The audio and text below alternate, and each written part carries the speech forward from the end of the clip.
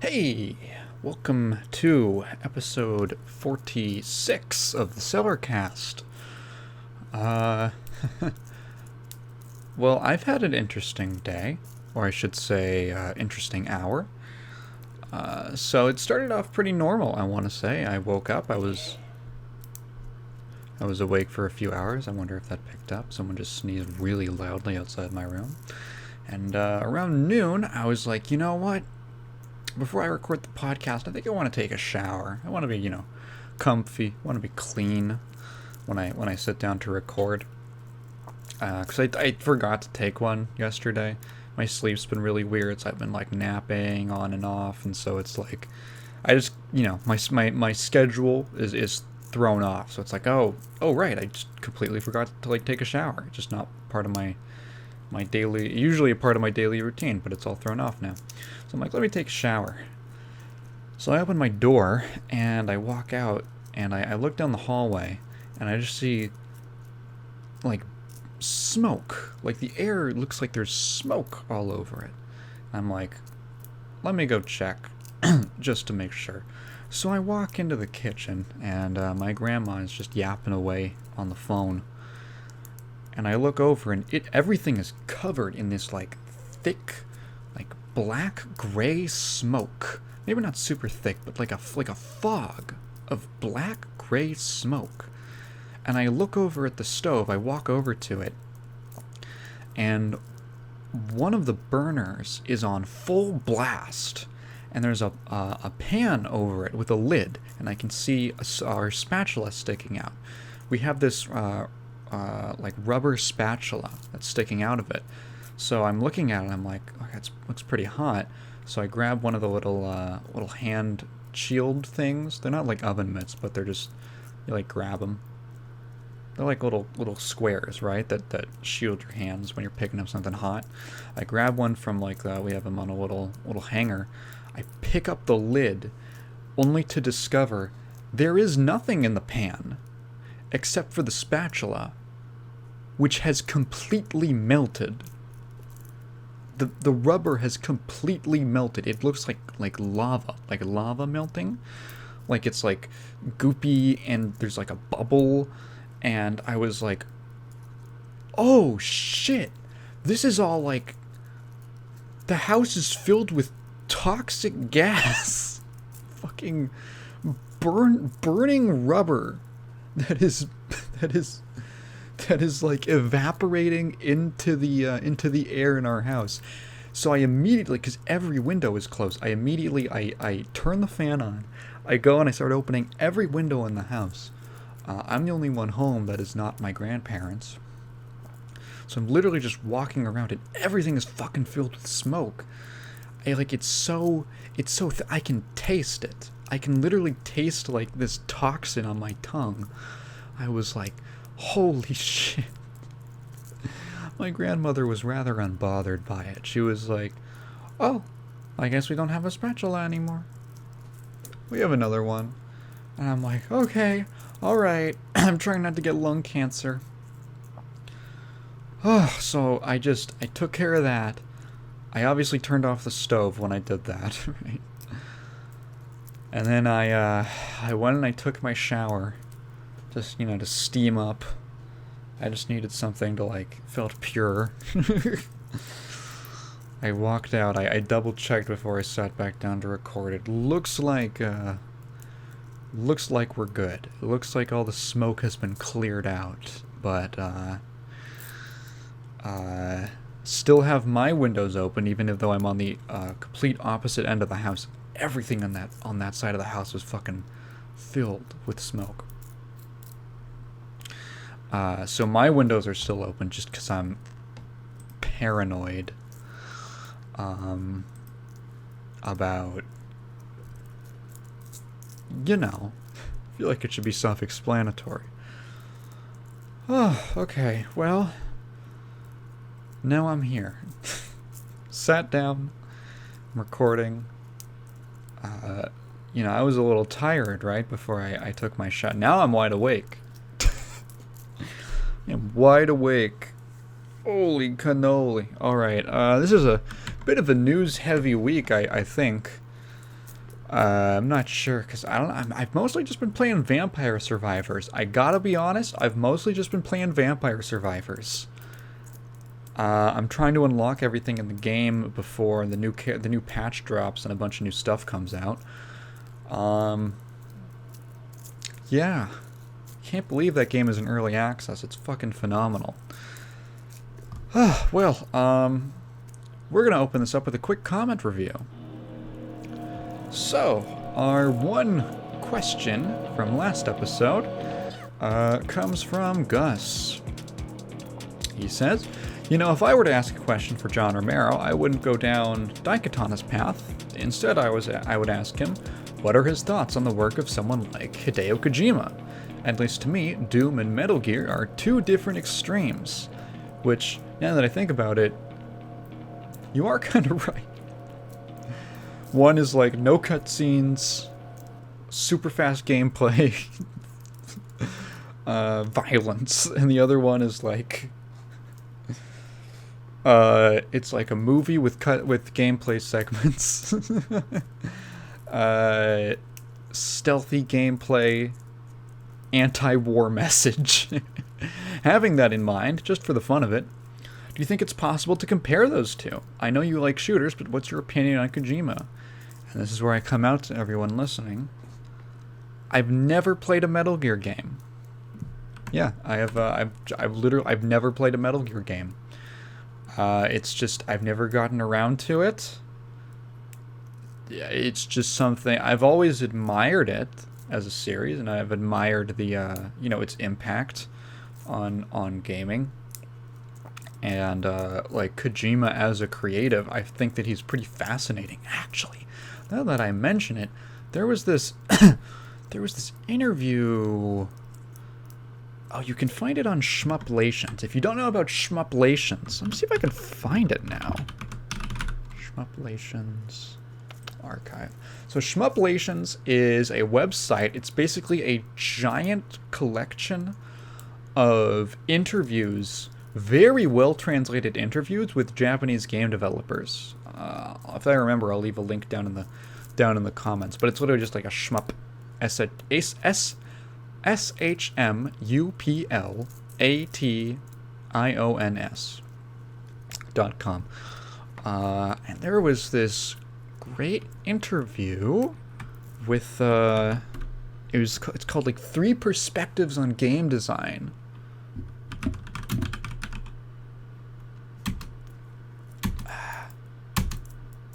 Okay, what is game design? 3 perspectives.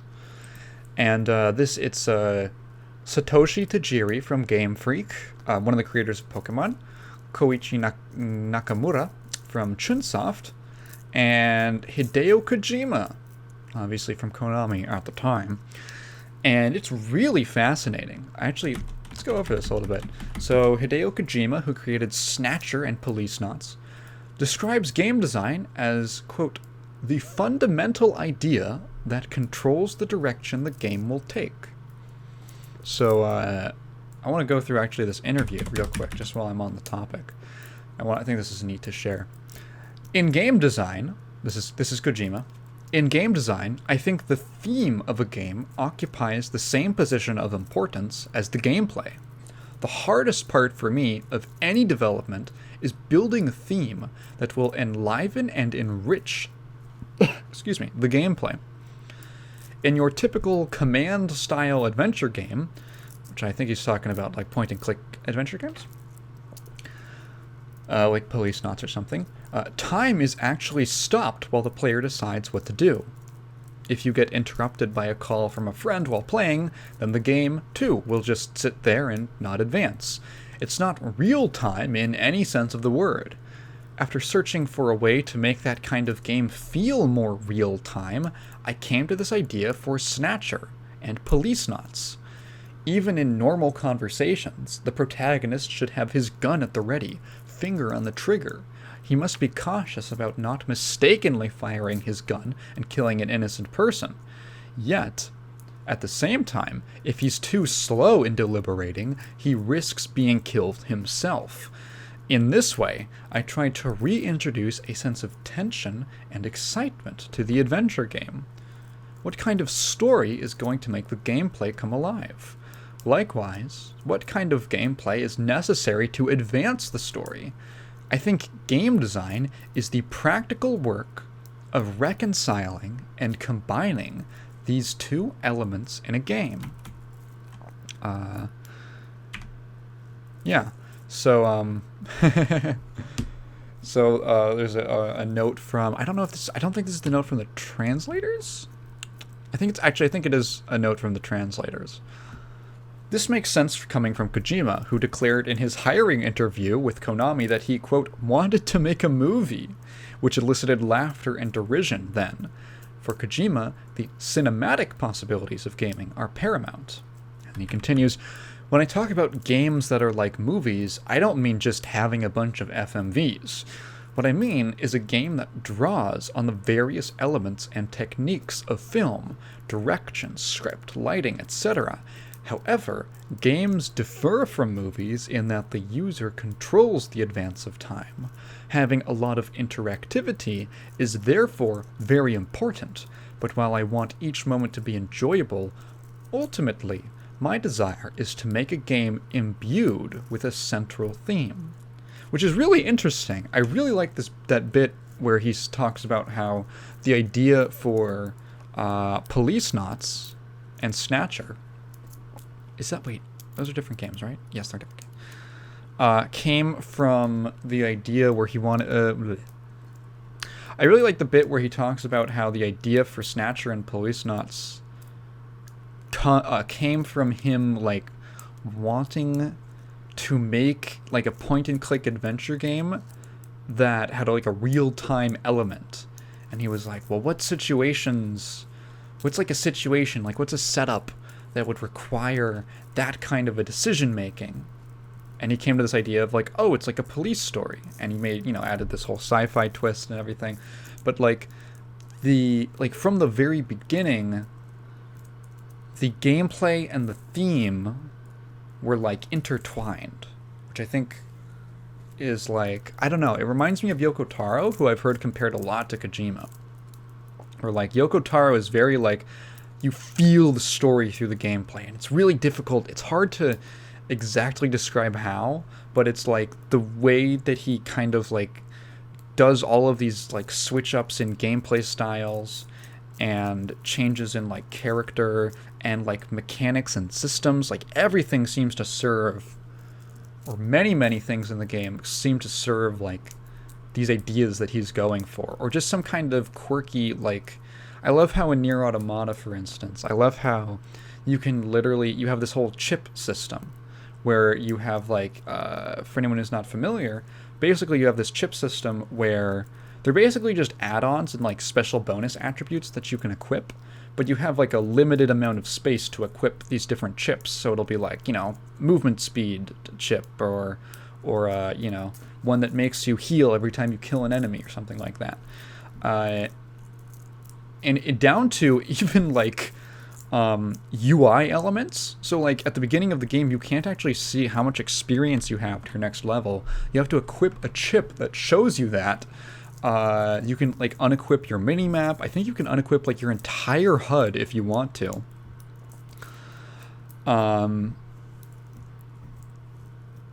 And there's one specifically, you have, like, your CPU, because you're an Android, right? You can actually unequip that, and if you do, you just instantly die, which is really funny. Yeah, I don't know. I really like this idea that, for Kojima at least, like, the gameplay and the themes of, like, what the game is trying to say are inherently linked. Like, they can't be, for him, like, they can't be separated, or they shouldn't be separated, at least. Like, I feel like there's a lot of games that have, like, good gameplay and good story, but oftentimes they don't really, like, merge those two. It's like, oh, the story's really good, and then, the gameplay is also good, but they're kind of separate things. I feel like I just said the exact same thing twice in a different way. But I feel like everyone's played a game like that, right? You're like, man, I really like these characters, the story is good, and then the gameplay is, like, also good. But it's on the side, and And it's not on the side. It's maybe like a 50-50. I'm trying to think of things that I played that were like that. I usually play like really gameplay heavy games or really story heavy games. So I don't get much of both. Yeah, I mean that's like an observation. That's an observation I've had. So honestly, like I've always been curious. It's something I'm like, man, I need to play like Metal Gear at some point. And it's something I've always I've always admired the way that Kojima has kind of like talked about his games and stuff like that. Or just kind of like gone about like, no, I'm gonna do this, and he's just fucking crazy. Like I really respect Kojima for just being fucking crazy.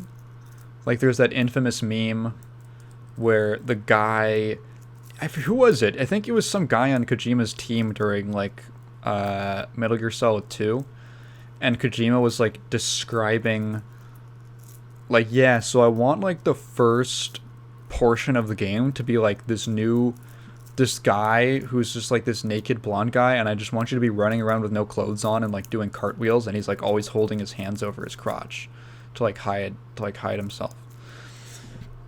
And he's and the guy was like, yeah, so I kind of like laughed, and then is like, what's the line? It's like, and then I realized Mr. Kojima was serious. Hang on. Mr. Kojima was serious or something like that. Shinkawa. Oh no, this is completely different. Shinkawa talking about working with Kojima. Here it is. So when Mr. Kojima came to see me to talk about Raiden, oh wait, he told me that he wanted an exceptionally beautiful young man. At first I thought he was kidding, but he persisted in saying the same thing, so I realized he was serious. Mr. Kojima came to see me and told me that there would be a vampire in MGS2. Again, I thought he was kidding, but I soon realized Mr. Kojima was serious. Oh, it's such a good screen cap. Again, I thought he was kidding, but I soon realized that Mr. Kojima was serious. Okay, I did remember that basically correctly. What a great meme. I assume Mr. Kojima was serious. I don't know. I respect that. I know Kojima's had some... I know there's like... I feel like the one thing people always complain or like they pick out was like he had some silly justification for why Quiet is like dressed like that in MGS5. And I'm like, yeah. Because I feel like if he didn't... Because he said something like, once you learn the reason, you'll all be ashamed. And then it was like, oh, okay, so she like breathes through her skin, so that's why she's like always mostly naked, and she has like a dancing in the fucking rain scene where she's getting all like wet. It's like, alright, dude, I mean like, I feel like if he didn't try to like justify it so hard, people would have just been cool with it. Like I feel like people wouldn't have been so like, come on, dude. Yeah, so that is my opinions. That's my opinions on Kojima. I think he's an interesting fellow, but I have not myself played any Metal Gear games. That's our one comment. There's some funny news this week. I like how when I say that you can't tell if I'm being serious or not, because sometimes it really is funny. It's sort of funny. I feel like we've got a good mix this week. Let's get to it. First up is... Whoa! It's the Blizzard block, guys. So, this one comes to us courtesy of Chris Moise? Moisey? I don't know how that's supposed to be pronounced. Of Destructoid. Activision Blizzard advises stockholders to vote against harassment report. Now, this one sounds pretty looked bad on its face, and yeah, it might. Yeah, so let's get into it.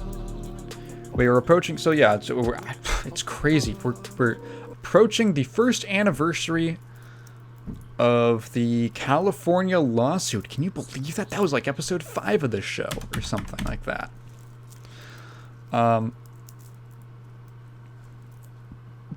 Excuse me. In the most recent headline, originally published by Axios, concerns a proposal from the state of New York. The state is suggesting that Activision Blizzard. I'm not sure why it's the state of New York. I missed that. I was like, why is it the state of New York? Is one of them like based in New York? Isn't Microsoft based in Washington?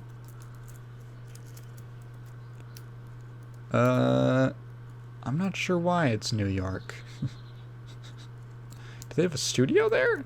I've got no clue. Anyway, the state of New York is suggesting that Activision Blizzard release an annual report specifically focusing on efforts to combat harassment, abuse, and other toxic practices within its walls. The report would openly disclose hours worked by staff, as well as pay, and other compensatory efforts. Also, to be listed in the report is the total number of filed complaints, pending matters, and settled cases, among other details. In response to New York's proposal, Activision Blizzard's board of directors unanimously voted to recommend that all company shareholders... voted to recommend that all company shareholders... So it's the shareholders' decision. Vote against the annual harassment report proposal. The board suggests that compiling the report would take focused time and energy away from other matters, the company posits, that would do more benefit to the Activision Blizzard staff in the long term. This is so funny. This reminds me of that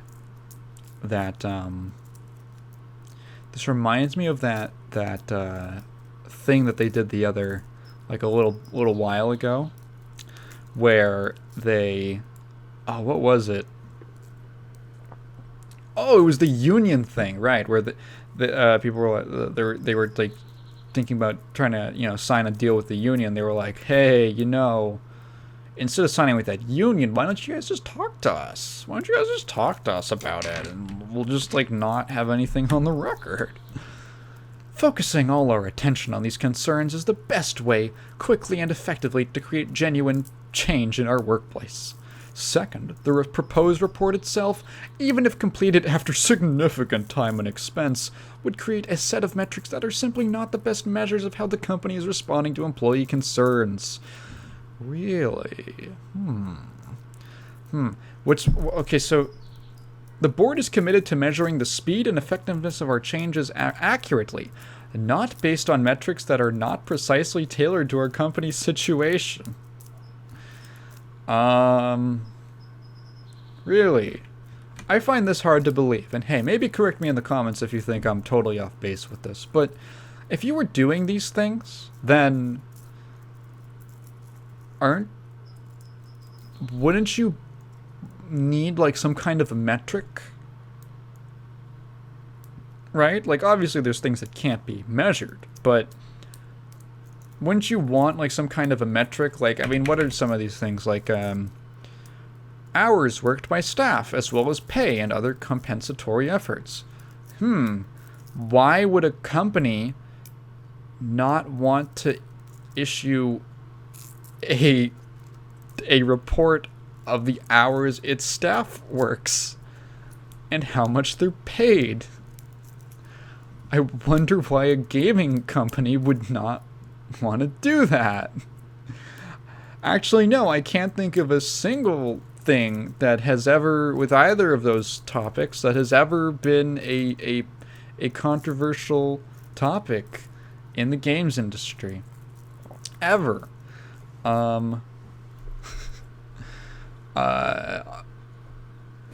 Also they wanted the total number of filed complaints, pending matters, and settled cases. obviously, hey, there's stuff that's illegitimate. And kind of, reports that are complaints that are coming out. There's things that are illegitimate. I mean, are all of them? Like, how many are illegitimate, right?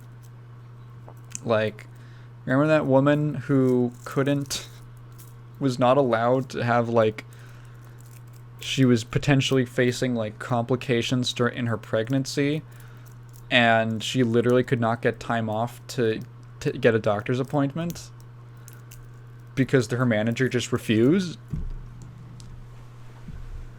Huh, like, maybe it's something, like, you don't want people hearing about. I'm just saying. Not based on metrics that are not precisely tailored to our company's situation. Well, I would be very curious to know, like, what are the more specific metrics that you're looking at? Because I'm guessing it's nothing. Also, I don't really know what they're worried about because their HR department doesn't do anything in the first place, so I don't know what they'd have to report on. Activision Blizzard is not the only company New York is proposing the report to, having also requested similar efforts from under scrutiny companies such as Starbucks and Tesla, both of which have also faced concerns of employee abuse and toxicity in the workplace. Microsoft's board of directors also previously rejected such a proposal in 2021, though the company as a whole eventually found in favor of instigating the report. This is phrased a little oddly. The official vote of the annual harassment report is likely to take place at Activision's annual meeting in June. Okay, well. Yeah, just like, hey, you guys don't need to hear anything. No one outside of these walls needs to hear anything about what we're doing to fix our situation. That's our business, We can settle that on our own, right? You guys trust us, right? We have such a good track record. The last thing that we need, and that is necessary, is to be held accountable by any third party, in fact. Us, Activision Blizzard. Yeah, let's see. It was the, why is this stockholder? So the board of directors who sued them? I think it was the shareholders sued. I wonder if it'll go through, because those shareholders pissed. Those shareholders were upset, and they just filed a straight up spite lawsuit. And another one when Kotick tried to leave. So funny. In a sad way. Yeah. This is so... it's so transparently scummy. I don't know how else to, like, phrase it. I feel like everyone gets, like, focusing all our attention on these concerns is the best way quickly and effectively to create genuine change in our workplace. Just don't look at us. Just don't look at us, guys, and everything will be fine. Significant time and expense. What the fuck are you talking about? You don't have these metrics already? I don't get it. Significant time and expense? Just bizarre. Well, that was our Blizzard news. We'll keep an eye out on that. Next news. Remember how I was talking about how stupid and dumb and greedy the people who own Square Enix are? Well, we've got a juicy Square story this week. This one comes courtesy of John Walker from Kotaku. NFT market collapses just as Square Enix sells Tomb Raider to bet big on blockchain. So, if you did not hear about this, Square Enix sold a bunch of their shit. Like studios and individual IPs just off. Well, I should mention, like, technically, I think most of the deals aren't, like, fully completed yet, but, like, it looks like that's where it's going. And there was an announcement from the people they sold it off to.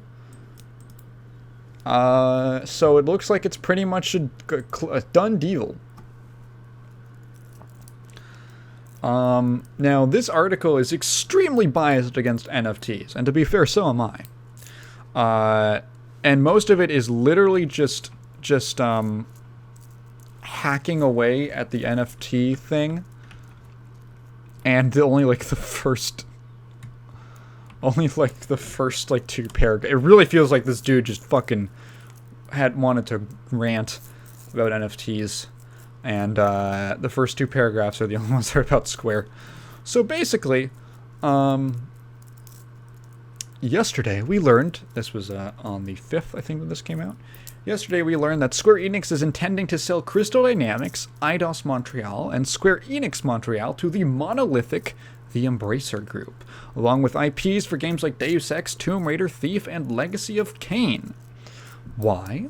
Because, to quote Squeenix, quote, the transaction enables the launch of new businesses by moving forward with investments in fields including blockchain, AI, and the cloud.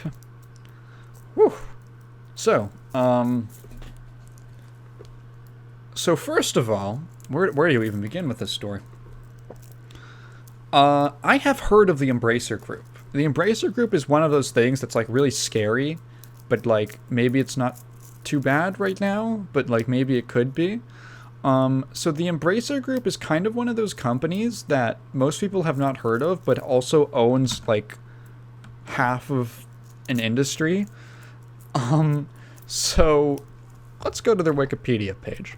Embracer Group AB, formerly Nordic Games Licensing and THQ Nordic AB, is a Swedish video game and media holding company based in Karlstad. The company was established under the name Nordic Games Licensing in 2011 as part of the Nordic Games Group and is the parent of publisher Nordic Games. I don't know what that's supposed to stand for. Might be a Swedish word. The company has acquired several assets from defunct publishers, beginning with those of Joe Wood in 2011 and THQ in 2013. So these are the guys who own THQ. They turned them into THQ Nordic. A quick list of things that they own. Their subsidiaries. As of May 2022, Embracer Group has 10 operative groups, consisting of 124 internal studios and publishers in the overall group, and the overall group had a total of about 14,000 employees in 45 countries. A lot of these are throughout Europe. So they own Amplifier Game Invest, which owns just a bunch of investing companies. Asmodee, what the fuck is Asmodee? French board game publisher. Okay. Coffee Stain Holding, which owns Coffee Stain Studios and Ghost Ship Games. Ghost Ship did Deep Rock Galactic. Coffee Stain does the Goat Simulator and Satisfactory guys. They own Dark Horse, like the comics company and like the general. They're from it's not Milwaukee, but with a different spelling. Oregon. Okay, in Oregon. Okay. Wait, what? Milwaukee is a city mostly in Clackamas County, Oregon. Clackamas County. Dude, I love names like that. Deca Games, which I don't know what that is exactly. Easy Brain, I don't know what that is. Gearbox, they own Gearbox, which also owns Cryptic Studios. They own Koch Media, which owns Deep Silver. A bunch of other stuff. And Warhorse Studios, who did Kingdom Come Deliverance. They own Saber Interactive, which owns 3D Realms. Bunch of other stuff. And Slipgate Ironworks, which are the...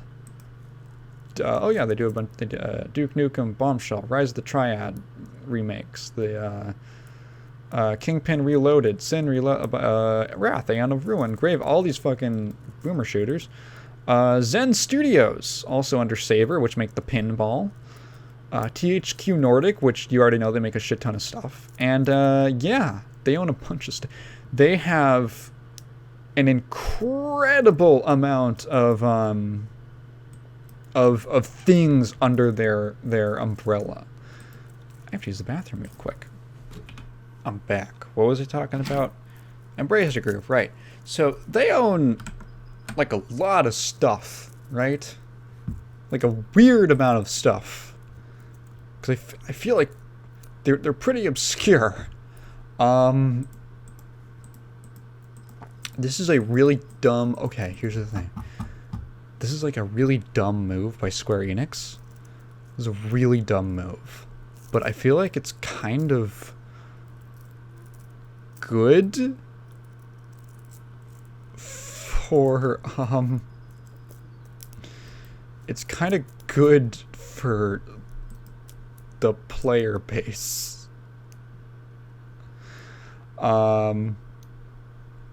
Square Enix sucks, and they have this thing, okay, they do this, like, thing where they make a game that's, like, really good, and the people like, and it sells pretty well, and they're like, that was a fucking failure. We're putting it in the ground.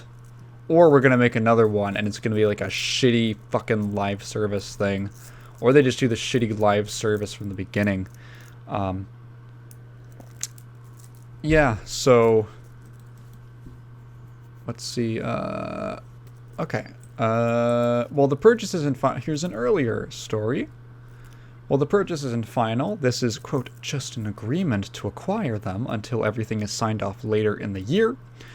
The announcement press release says that if approved, it will be a $300 million US deal. For the 300 mil, Embracer will get hold of the studio's Crystal Dynamics, Eidos Montreal, and Square Enix Montreal. Yeah, and Square Enix is probably not going to... They're probably not going to keep the name Square Enix Montreal. And the catalog of IPs owned... Who the fuck is yelling? The catalog of IPs owned and or work done by those studios, including Deus Ex, Tomb Raider, Thief, Legacy of Kain. And, quote, the continued sales and operations of the studio's more than 50 back catalog games. Also of interest, Crystal Dynamics is actively working on several AAA projects, including the next mainline Tomb Raider game that will deliver next-generation storytelling and gameplay experiences. Yeah, I don't...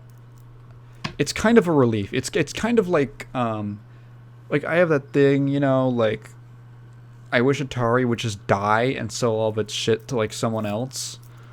Fuck, just sell it to Bethesda. Give them blood. Give them blood. Give id blood. Let them have it. Do it again. Please. Please give it the Doom 2016 treatment. I would cream for that. Because it's just this stupid, dumb situation where, because of licensing and companies owning other companies, and they got this property and yada yada, just a bunch of bullshit. These things that I love and that other people love are just held captive under people who have no idea how to manage them or actually, like, make something good out of it. Just the most incompetent leadership.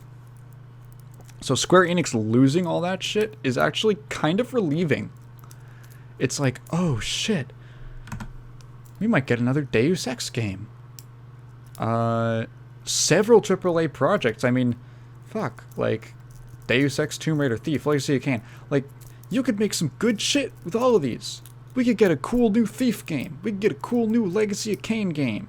We could get a cool new Deus Ex game. I heard the new ones were good.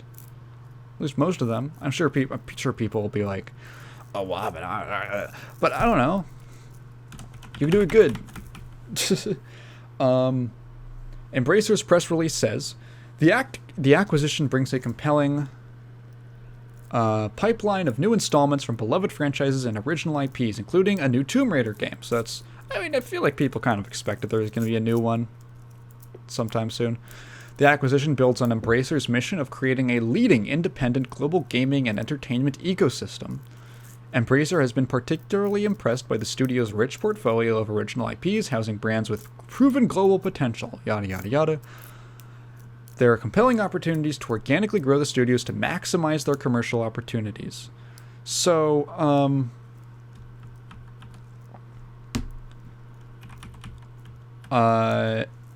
yeah, so it's like, I have a very Embracer is this I have this weird kind of tiptoe situation with them, because on one hand, the fact that a company owns so much shit is very creepy. It's very weird, you know? It's spooky. On the other hand, they seem to have a very gentle hand in the things they acquire. Like, you see some people, they acquire something and they go fucking nuts. They go insane. Like when Disney bought Marvel, when Disney buys anything, really. I mean, fuck, when Square Enix bought all these studios and they were like, put a bunch of fucking awful, shitty... Oh, the Deus Ex augment your pre-order. Do you guys remember that? Hold up. Deus Ex augment your pre-order. This was horrible. Let me see if I could find the page. Okay. To help... So when Deus Ex Mankind Divided came out, there was a preview... Sorry. A pre-order system? So, to help unlock tiers and choose your own rewards, earn up to 4 rewards plus an early release of the game. Man, people fucking hated this. So, augment your pre-orders. How did this work? So there was 5 tiers of pre-order. And there was a couple... Let's see. What the fuck? So, it was like you could buy additional stuff with your pre-order. And it would give you, like... You would work up to, like... Basically, the maximum tier, the biggest reward, was an early release of the game. You got to play it 4 days early. Wow, holy shit. A single-player game. How did this even work? There's, like, different packs, like, different versions of the game. Tier 2, digital OST sampler and digital art book. Tier 3, extra in-game mission. Tier 4, digital comic book and digital novella. What the fuck is this? Yeah, people hated... I want to find out, what was the actual, like, process to augment your pre-order. Let's see. This lets you choose the digital pre-order bonuses you want to get for your day 1 edition of the game, selected from 5 different tiers which unlock progressively. The first tier is automatically unlocked, but all subsequent tiers are unlocked based on predetermined and secret global pre-order goals for the game.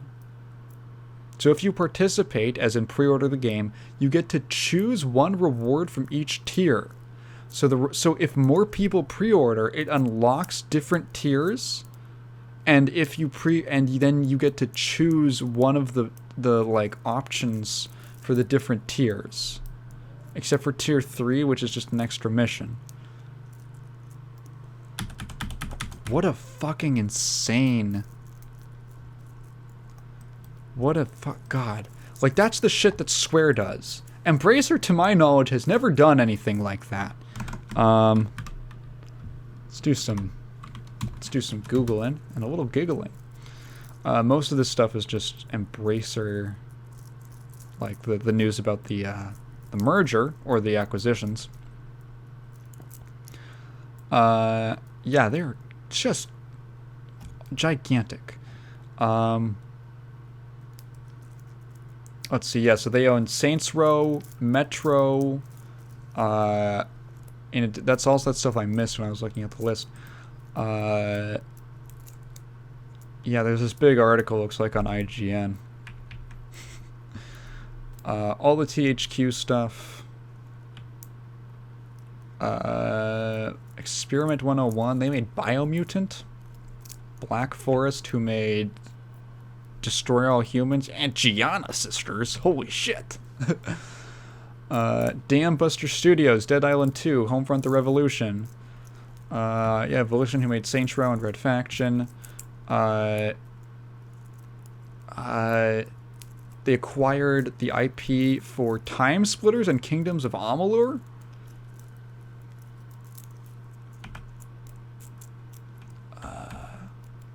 Bracer then acquired Coffee Stain. Valheim? Really? Hot Wheels Unleashed? There's so much shit. Like, there's so much shit that they own. And it doesn't seem like... I've been trying to do research on it. It doesn't seem like anything... For how much, like, stuff that's underneath them, they don't seem to have done that much, you know, augment your pre-ordering type stuff. So I'm cautiously optimistic, I guess. The best case scenario is that everyone gets to make the games that they want, and they get to make a good game, and they don't have these interests of people who don't care about games and just want to make money coming in and trying to monetize the fuck out of it for no reason in ways that make the game worse. And end up, you know, hurting the brand, hurting the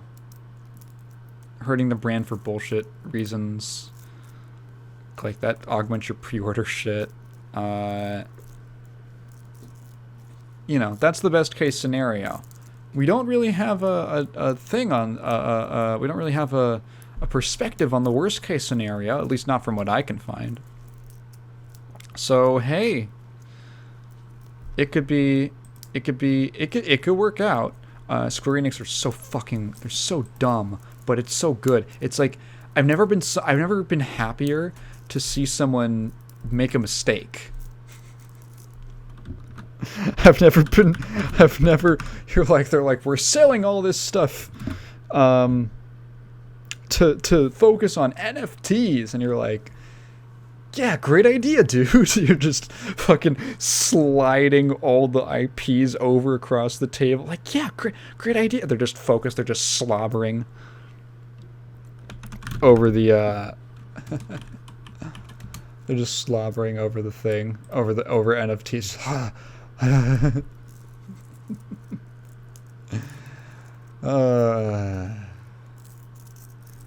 I'd hate to see anybody fail. Wait, the fuck, how does that go? How does that song, how does Make Everyone Happy by Modest Mouse go? And I'd hate to see anybody fail, but I'd like to see you fail, seeing me fail.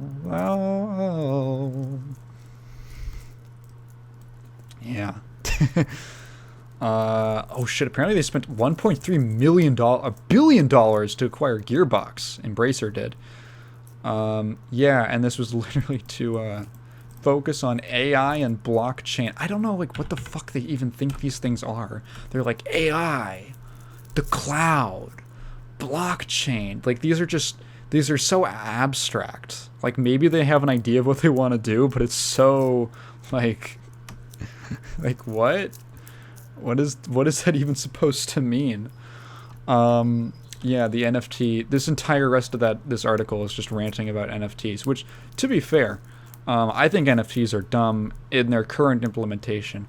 I'm sure that, have I talked about this before? There was like some guy, it was like the cycle of hype, the hype cycle.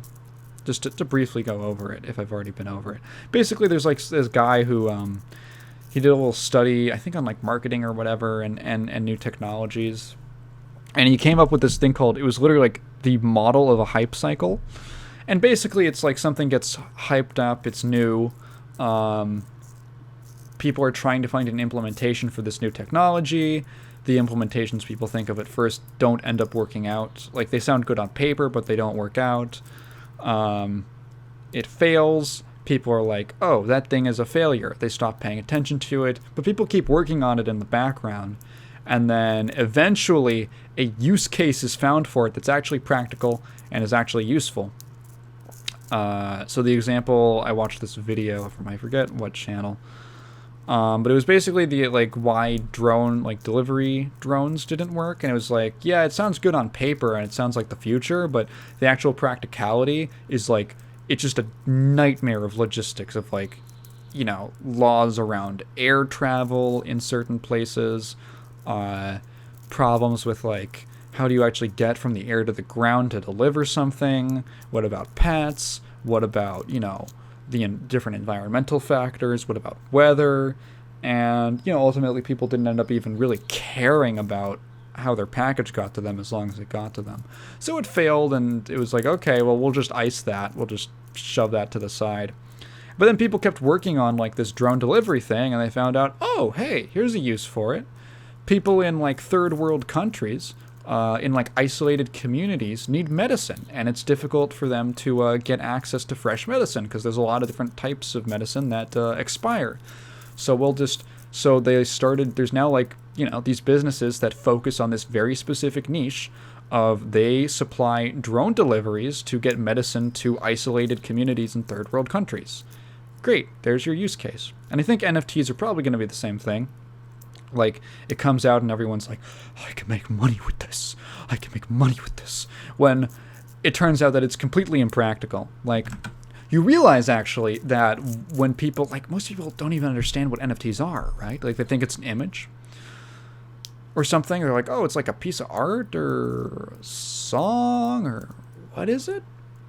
Well, here's what most NFTs end up being. Well, first of all, an NFT is just basically a digital certificate of ownership of something.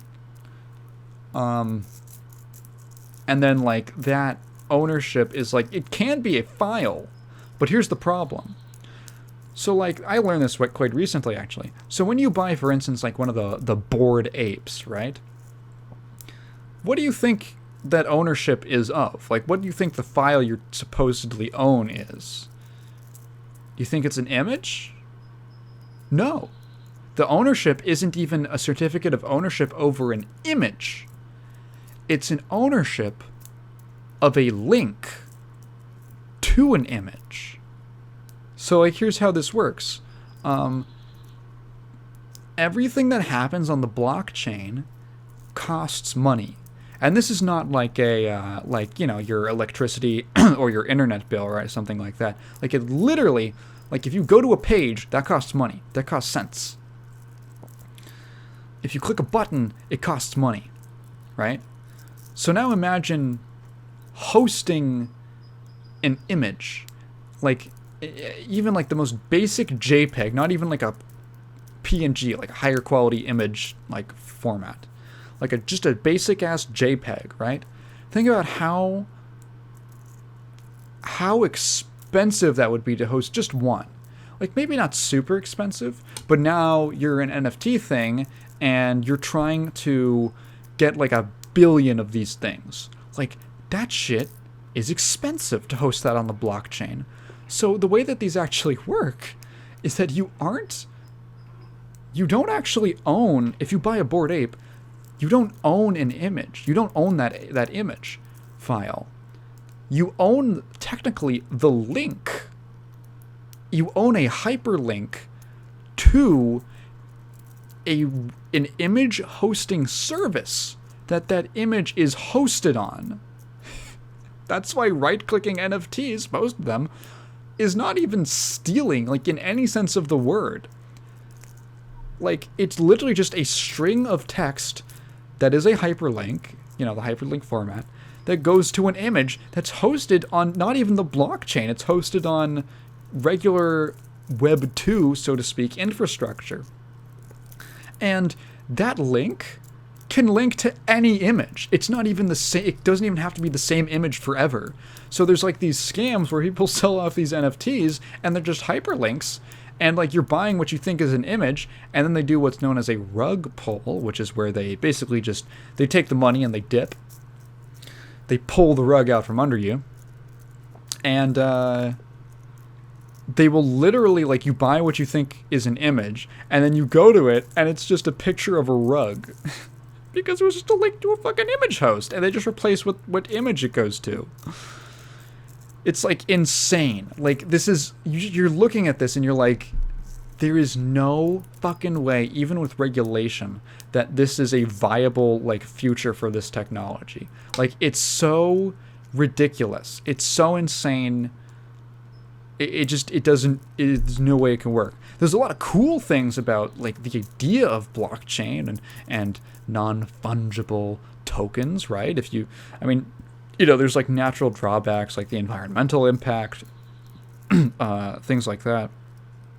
But, like, the idea that like, oh, this is a digital thing that is consistent and it can't be like spoofed, has some merit. But like, I think financially, I mean, it's like, shit, dog. I mean, if someone's able to pin, I think if this gets developed, right? If this gets, I feel like if it gets regulated, one of the first things that's going to happen is like everyone's crypto wallet is just you're going to have to be forced to link your name to it or some kind of identifier to it. And like, that means by the nature of the blockchain, everyone needs access to the history of your account. Everyone's naked, basically. Everyone has to have access to what everyone else has done. Because that's how the blockchain works. That's how it verifies everything. Do you like want all of your purchases to be visible to everyone? Like everything you do to be visible to everyone else? That's a little weird. Like with no encryption? The idea of decentralizing, I think, has a lot of merits, especially for things like security and stuff like that.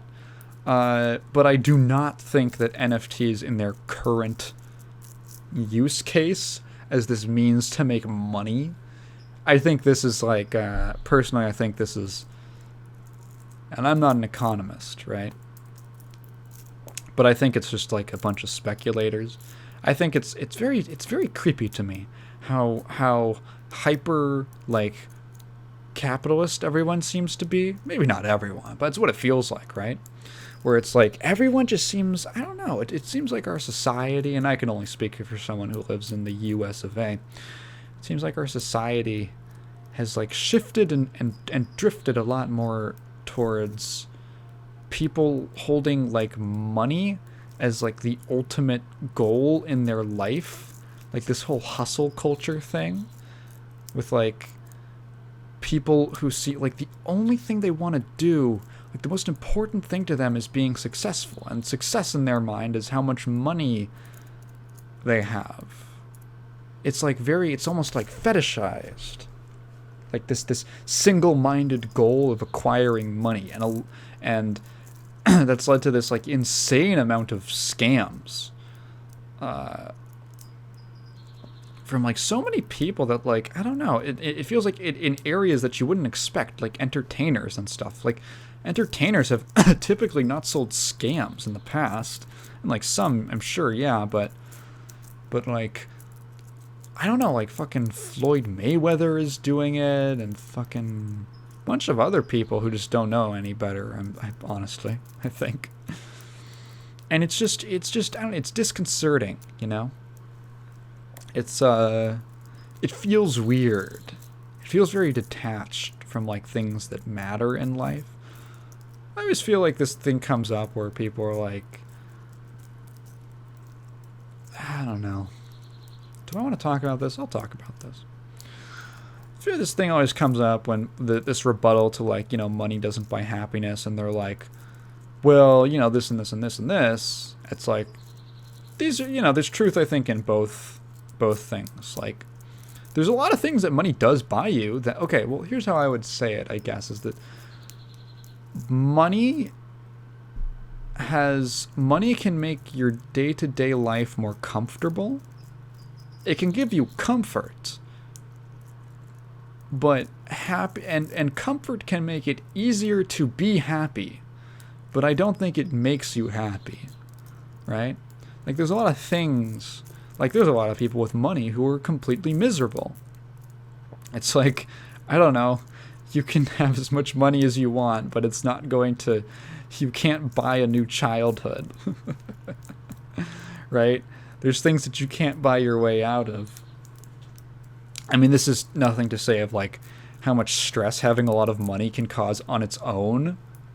Like, obviously these are like rich people problems, but like, yeah, I mean, stuff like taxes and like paying, like there's a bunch of like shit you have to pay for to like keep up. Like if you own a lot of stuff. And your life can get really complicated, and like, is that enjoyable to you? I don't know. There's like definitely a balance. It's like, I mean, what's that thing? It's like your quality of life, or like your average level of happiness improves with you. It's like it correlates with how much money you earn a year up to like a certain point. It was like what was it? It was like 700,000 or something like that. And after that point, it just kind of levels out. And it's like, yeah, because like, I mean, when you have a lot of money, it's like, okay, well, you don't have to worry about a lot of things, right? I think it alleviates a lot of worries from people. I think that's one of the best things about it, right?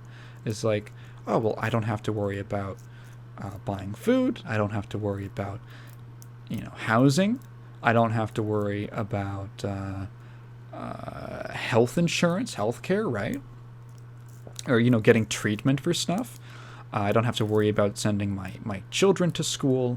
I don't have to worry about, helping my family members if they're in trouble, like with their health or something. Like, I can take care of these things. I have the monetary means to take care of these things. And it also allows you to do things like you can travel, right? You can travel comfortably, which can open up opportunities. It lets you network with people in different industries that maybe you are like working in, and it lets you expand. Like if you run a small business, it lets you like invest things which grow your wealth more, that you can use to like create more financial security for your family. And there's a lot of like genuine things that money does help and that it just alleviates, right? But like, I don't know, again, like there's things that can't be solved. There's things that can't be solved with money. You can't fix a broken marriage with money.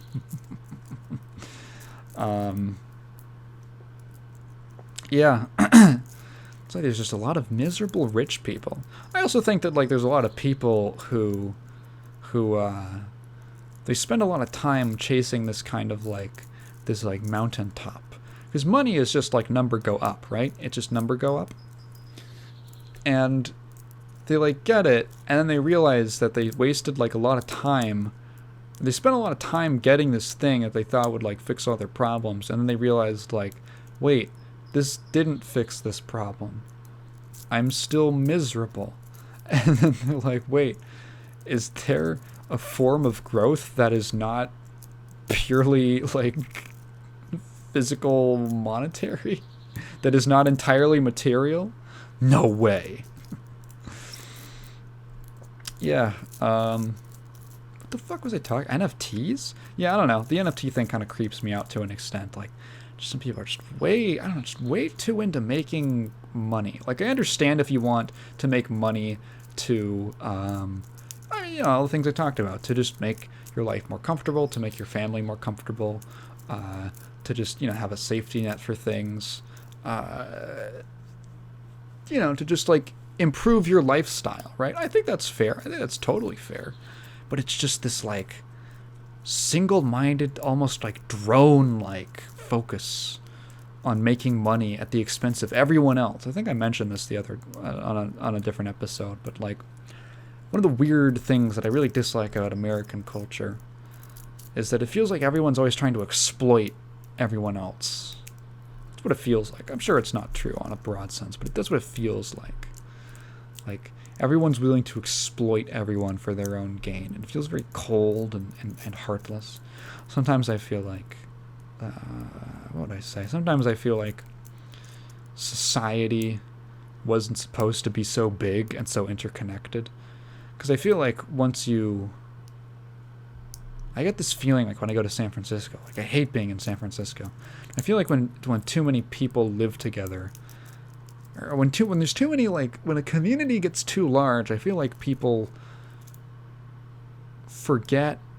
I feel like people don't know how to live together in that size, like in that volume of people, like with that many bodies. I think like smaller communities just tend to be like healthier for everyone involved. That's why I think like stuff on the, I think like that's why the internet gets so weird, and why the internet's gotten weirder the more people are on it. When I say weird, I mean like just this sort of this like disconnect, and just this vitriol and anger and sensitivity. It's gotten so like, it feels like it's gotten so extreme. And I literally just think that it's like there's just too many people. Like, there's just too many people, and you're too disconnected from them because you're all online presences.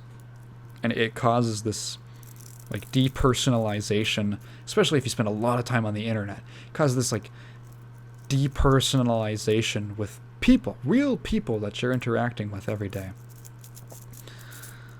Yeah, I don't like it too much. I feel like as a society, we're going to have to deal with it in the next, like, 30 years or something really bad is going to happen. I don't know what, but I feel like something really bad is going to happen. Let's talk about Halo. You might be like, Tygan, you never talk about Halo. What do you care about Halo? Well, it's because it's an interesting thing about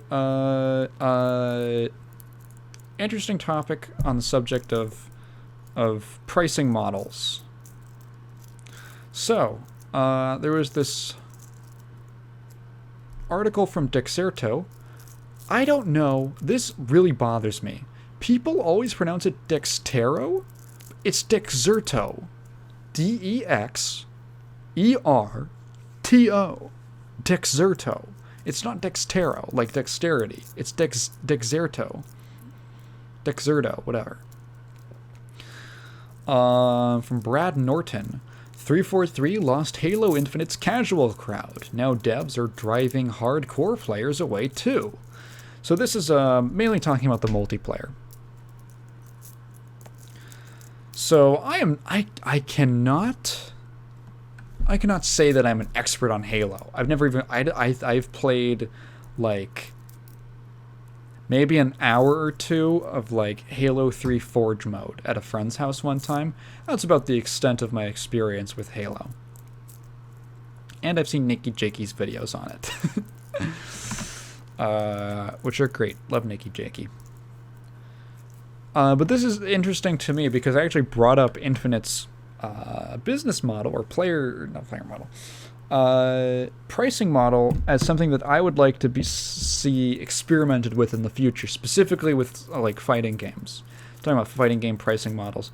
I still honestly think that like the biggest problem with the fighting game genre, and when I say problem I mean like why it hasn't reached a wider audience, is just like the pricing model is like prohibitive, and it scares people off. It's like the only competitive genre that does not have a noteworthy free-to-play offering, right?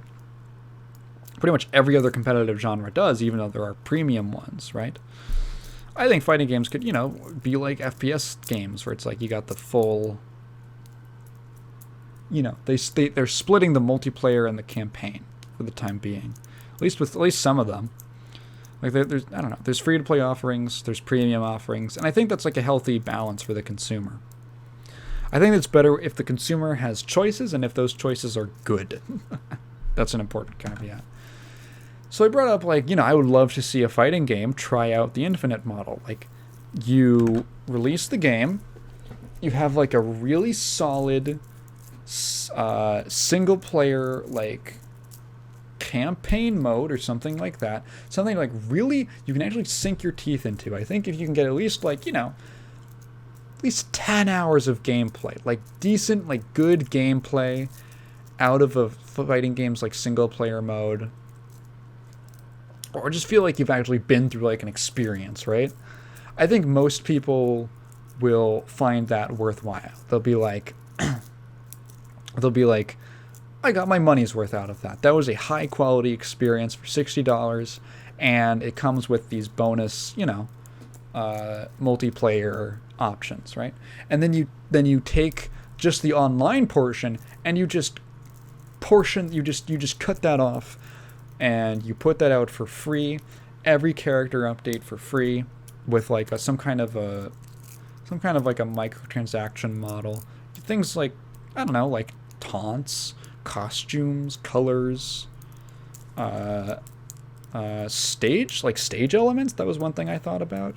Things to customize your profile. And in my ideal scenario, there would also be a feasible way to earn all of those things through just playing the game normally.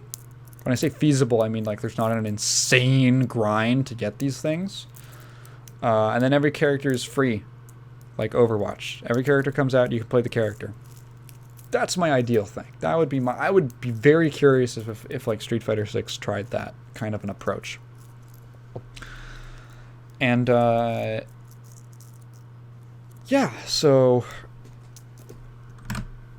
my main, the only one we've really seen do this is in a big way is Halo Infinite. And I think this is an interesting topic. This is an interesting case study in the reality of, doing business. Because, you can what I notice when people talk about different business models and pricing models and stuff like that, especially like when the free-to-play topic comes up, is people get really anxious and they go like, oh God, because they're imagining the worst case scenario. And, that's fair, right? That's fair, especially with a company like Capcom, or just honestly, I haven't really seen like a I can't think of any examples of like a Japanese developer doing like a non-predatory free-to-play game that isn't like a gotcha game. So when I say things like, I'd like to see this go free-to-play, I'd like to see this or that kind of business model, it always comes with the caveat but you have to do it good. You can do it. I mean, this is kind of like a thing that in writing circles comes up a lot. It's like people have a lot of questions about like, can I do this? Can I write a story about this? Can I have this in my story?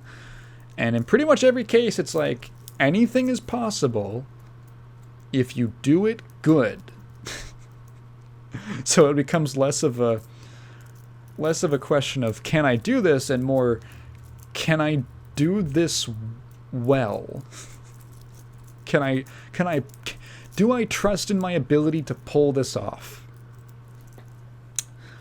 And I think the same thing applies here with these kinds of business models, because apparently, according to this article, Infinite has kind of screwed the pooch on this one. And I haven't said screw the pooch in a while. So it's no secret, reading from the article, it's no secret that Halo Infinite had a rocky launch. While missing features and core gameplay issues saw the casual crowd flee in droves during the early months, didn't know about that, baffling updates and evident mismanagement are beginning to force even the most dedicated players to uninstall. When Halo Infinite finally launched in 2021 after a series of lengthy delays, it did so to considerable praise. Not only were longtime fans pleased with the fresh open-world structure of the campaign, but the multiplayer sandbox was also lauded, as 343 delivered one of the most satisfying FPS experiences in recent years. Here's where it goes wrong. It wasn't long, however, until the hype train flew off its tracks and the honeymoon phase abruptly ended. As we entered 2022 with little communication and extremely scarce updates, players quickly grew concerned. Game-breaking bugs became overwhelming. A dire cheating crisis went unattended, and fundamental balance issues were left in place for months on end. While Infinite soared to a peak player count of more than 250,000, it now sees fewer than 7,000 players signing in on an average day as a direct result. This is like an interesting issue that they're facing, because this seems like a pipeline issue when games just don't update very often with some kind of, like, let's break down the problems, right? You've got scarce updates, so just the game is not being touched very often. There's bugs which are just, they're just left to fester in the game. Cheating crisis, that's huge. Like, you have to nip that in the bud, and apparently they didn't. Fundamental balance issues, that's just like a regular, thing that your everyday player is going to run into. Left in place for months on end. And it's very interesting when you apply these kinds of like problems to like other genres. So of course I'm thinking of this in terms of fighting games. You're like, okay, well, some of these things almost sound familiar, but they're sort of the norm.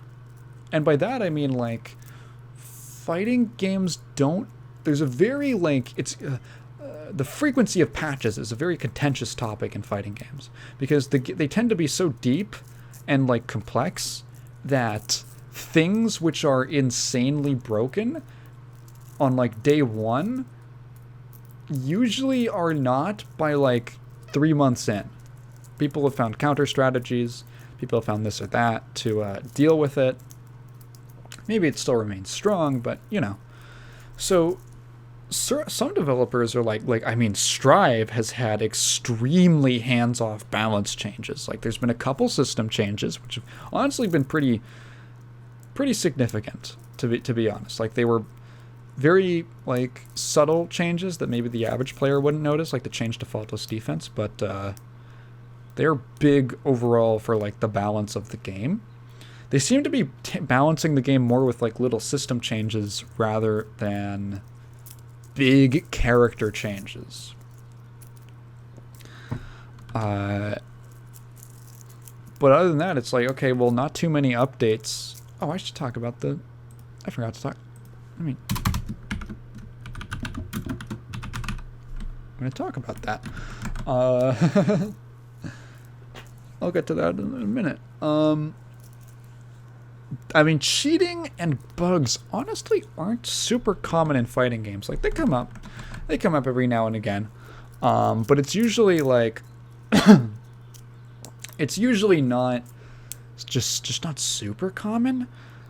People don't tend to really use like scripts or hacks. I know it's a kind of a problem in Tekken, but not enough that I've heard that it's like ruining the game at all. Just much less common. And also, you know, I mean, bugs appear, they get fixed. As long as you're like on top of your game with fixing it. It seems like the biggest, so let's say that they addressed the bugs, they addressed the cheating. Well, the two things are like, okay, new content and balance issues. So I don't have an amazing idea of like what are the balance issues. Okay, they have a link to an article by the same guy. No, it's not the same guy. It's by Jared Kappelman. Okay, there's this gun that people think are overpowered. That's a cool design for a gun. The Mangler. Okay, so there's a gun that's too powerful. It's too how would you say? Too centralizing is what it looks like. So yeah, you can just update that to change it. So it seems like they've just not been like updating the game. And people, like, even if your core gameplay is fun, I feel like well, I just got hit by like a wave of tiredness. Excuse me if my brain doesn't work for the rest of this episode. It seems like the main problems with this model, or the main challenges, I should say, with this model, is there is a pressure to continuously or regularly update with some kind of new content. And, I mean, balance changes are pretty... It's kind of a different... Balance changes and content updates are a different thing. Like, you know, how often are new cosmetics coming in? How often are new maps coming in? How often are, you know, new weapons coming in? All this stuff is like... That's what I would consider just content updates. Balance changes are like... I mean, every studio kind of has like a different approach, it feels like, but yeah, I feel like these problems wouldn't exist if they just updated the game more often. I wonder, have they... I haven't seen... There doesn't seem to be any kind of, like, explanation from 343 as to why the updates are so sparse. It seems... This honestly seems like... Excuse me. Honestly seems like the problem isn't even the model. It's the... How would I say? It's a pipeline issue, is what it seems like. That's what I would have to guess. So there's also this like controversy with the game where The second season, which has come in May, uh, took out cool mechanics, like movement mechanics and stuff, like jump sliding or advanced sliding is what they refer to it as. So there's like a tweet from like some pro Halo player, like all these different things that are no longer possible, and it's like, why? Like, this is a cool thing to have in the game. Like, it's like a way of expressing your skill or your know-how of the game's mechanics, of its systems, you know, the way that movement works, the way that the maps are structured, what's possible, and it just, like, removing that, I don't know, like, there's actually a former quote from a former 343 employee. It says, someone literally had to go out of their way and spend valuable time to remove features that are important to major sub-communities of their game. Not only invalidating the time commitment of those who already invested learning and teaching, but deterring them from continuing. So there's a lot of people who like make these kind of like tech videos and stuff like that who are just very disappointed in the way that it's been handled. So it's like, yeah, I mean, it's a shame. That stuff is really cool to have in the game, and it would be... I would always prefer, like, more cool stuff able... If you can just do more cool stuff, especially with movement, I don't really see how that's a problem unless it's literally, like, breaking the game in some way. Like, it's you're clipping through the world to like teleport around or something like that. Like, yeah, that's obviously something that you gotta fix. But it's like, yeah, I mean, it's a shame from a distance to watch it, because it seems like they had a game that had a really solid foundation that people liked from the beginning, and they just seem to be kind of mismanaging it and not being as attentive to it as they should be. And it's weird, and I'm not sure. I can't say what's going on, but it's a shame, because I was actually thinking of maybe just trying out Infinite just to see how I liked it, because I've never really played a Halo game. Yeah. Oh, hey, speaking of, I should mention this. I think last episode I talked about Wolfenstein Enemy Territory. Yeah, so I've actually been playing that game. I am shocked at how active the community is. So I should mention, when you install it, there's like I think like the top Steam review of the game is like a link to, it's called ET Legacy. It's basically a mod for the game that just makes it run better and stuff like that. And so all you do is you put that, you run the installer, and then move the ET Legacy like executable into the same folder as your Steam install for the game, and then you just rename it to ET instead of like, it's like ETL by default. You just rename it to ET, which makes it so that when you click on it in Steam, it opens up that version of the game and it logs your play hours using that program. So great. I hopped on like at like noon on a Monday, and I found like full and nearly full lobbies, like a lot of them. And so I the game has a very active community of people, and the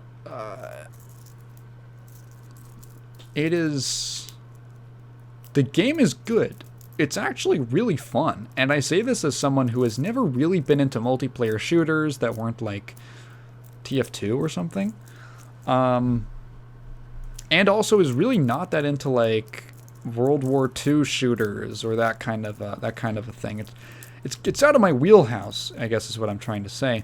But I really enjoy it. Like, it's a very fun game. It's a World War II shooter, Allies versus Axis.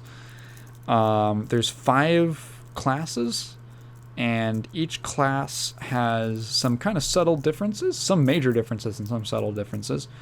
And then each one has a selection of weapons. There's a lot of overlapping weapons, but every class has some unique stuff that they can take. And it's just like a really, really well... How do I describe it? I guess I'll start with the classes, I guess. Every class feels pretty unique, and that basically just comes down to the tools that they have at their disposal. So there's like a really... The soldier's like the most basic class. I think that's what it's called. I have to refresh my memory. I can't say I'm an expert on this game. So soldier, engineer, field ops, medic, and covert ops. So basically the idea with the soldier is like you got access to like these crazy, you got like access to like some of the weapons you can hold are like unique.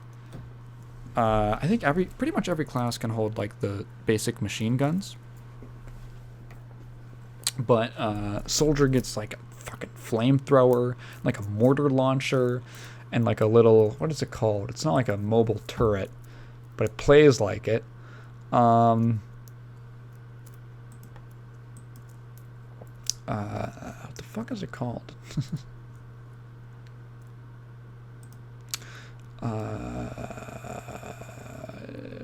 The fucking Panzerfaust? No. Anyway, yeah. Yeah, you got all these like crazy, like heavy weapons to use. There's like a field ops who can like drop ammo packs. There's like an engineer, and the engineer can build... Oh, the field ops has this cool thing. You can like take out your binoculars, and you can like click on the ground, and you'll call an airstrike. It's on like a super long cooldown. The engineer can like build structures and stuff at different points on the map. Like there's a map that's storming the beaches of Normandy, basically, and you're like storming a beach with like a fortress on it. And like there's like this big rock wall that you can't climb, so someone has to play engineer and like build a you gotta build this like platform. It's like basically a ramp to get up there, and that's how you advance through the level or through the map. There's like the who the heck else? The medic does medic things. You drop ammo packs. You can revive people. And the covert ops is cool. You're like a sniper class, and you can like take enemy uniform. It's basically like the spy from TF2, honestly. Like it's literally you have that ability. It's really cool. It's like a really solid amount of diversity with like picking different classes and stuff. And oh,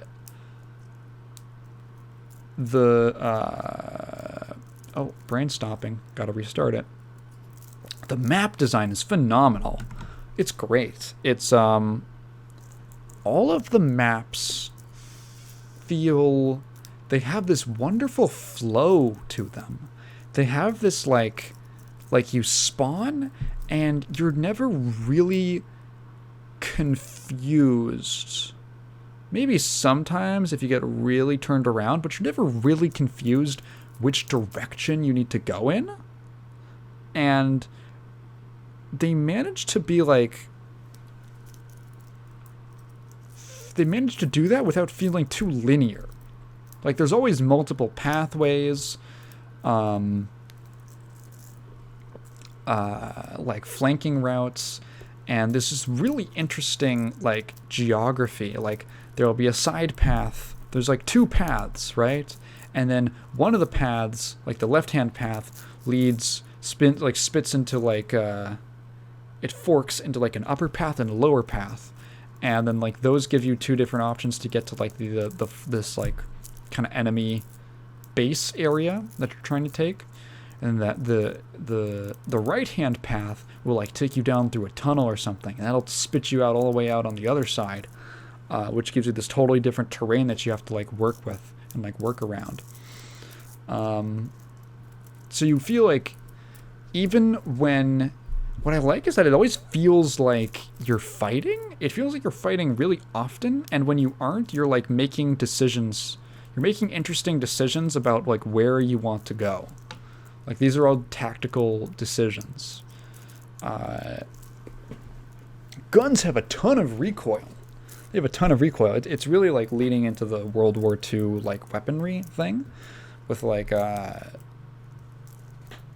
you shoot you have a machine gun, you shoot it once, you just go, your just crosshair goes all over the place, it goes all up like to the sky, and no one has any kind of armor or anything like that, so everyone dies in like a couple hits. The sniping is really fun. I always love playing sniper classes. I find it really satisfying. It's just like I don't know, it's a really good game. It's just a really fun game. I don't know how else to describe it, and it's completely free. And it's from 2004, so it'll probably run on anything. Especially if you have the ET Legacy. Go play it. It's very fun. You can probably jump into it and find a game immediately. There's a very, very weird... I never quite got my head around it. Maybe I can learn about it now. System of, like, leveling? It's like an experience system. And you level up. Yeah, experience points. Earned when the player accomplishes certain tasks. So you have like battle sense, which like increases all of these different, like, you have like a stamina bar, your binoculars get better, and more health. Oh yeah, you can spot landmines and stuff. Covert ops are the only ones who can naturally spot landmines, but if you have big battle sense, then you can see them even without being a covert ops. Light weapons, which is like your small arms, which is just like, okay, like improved wielding of, so just like less ammunition, or you get more ammunition, faster reload, less spread, less recoil, and then the final tier is you get dual wielding. Heavy weapons, and there's a bunch of like class specific things that just like improve. It's actually kind of neat. I believe it's like per match, so like it doesn't carry over. It's cool. It's just I don't know. It's a really solid game. You can jump into it pretty easy, find a match, get in and shoot some guys. Shoot some guys. Yeah. I want to talk a little bit about, because I neglected to mention it last time, another story for Guilty Gear Strive, just because I watched it and I'm obligated to talk about it. So yeah, I mean, it was for anyone not aware, it is the second like bonus story mode that's just released with season 1. In the same style as the like original story mode. It's just a movie. It's just like a 40-minute, basically short film, I guess. It is... I enjoyed it overall. But there's things that I think could have been better. I think it could have been, straight up, I think it could have been like 10 minutes longer.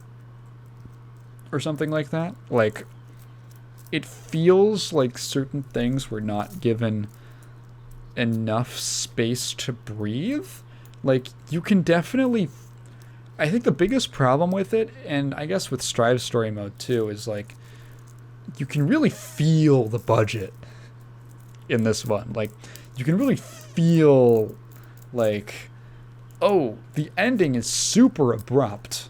It's just like it feels like a 20-second like little thing, like no dialogue, and just like a narrator explaining what happened, and you're like, that was very fast, and I feel like I didn't get enough info. I was kind of blindsided by it. They definitely, like, there were elements of it that they chose to focus on more that I felt were done pretty well. I really liked the relationship between Baiken and Delilah, and how she's like her little daughter. It's like her little sleepy daughter.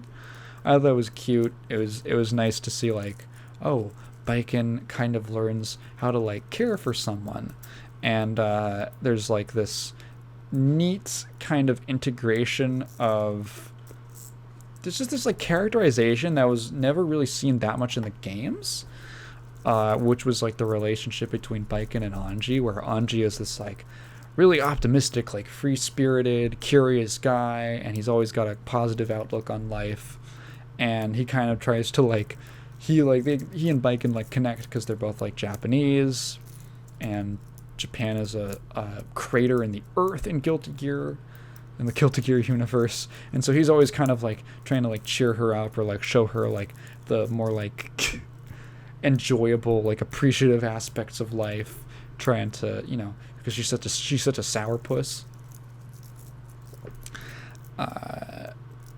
And she kind of like gets a little bit of that. Like she kind of like learns about caring about something, and that was nice. It was nice to see. It was nice to see like that.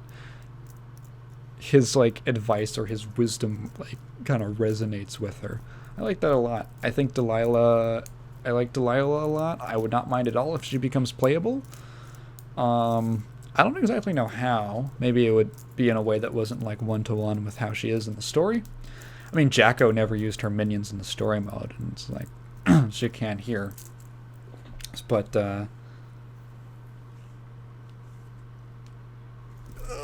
maybe she gets a bed. Maybe she gets a bed of her own, or she's just a little floating psychic baby.